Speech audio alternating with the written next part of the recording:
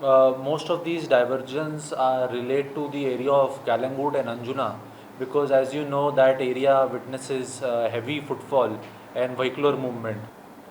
We have identified around 17 parking locations so that minimum inconvenience is caused to people who are taking their vehicles. Total जो हमारा staff deploy हुआ है इस arrangement के अंदर, करीब 800 लोग ट्रैफिक पुलिस के पूरे गोवा के अंदर डिप्लॉय किए जाएंगे।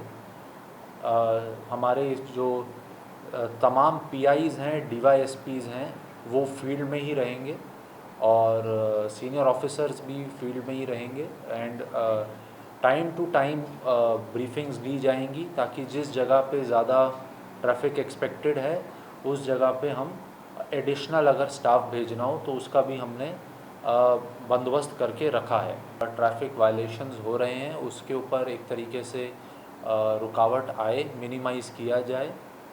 इसमें ख़ास फोकस उन लोगों पे किया जा रहा है जो टू व्हीलर्स को विदाउट हेलमेट जब पहन के चला रहे हैं या फिर जो ड्रंकन ड्राइविंग कर रहे हैं।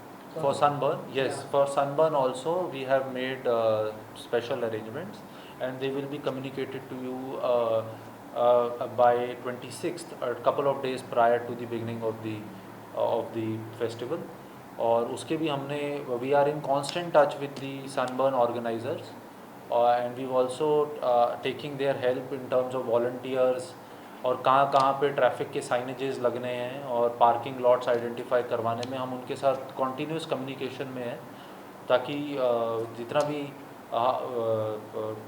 लोगों को कम they should have minimum inconvenience we are trying to achieve.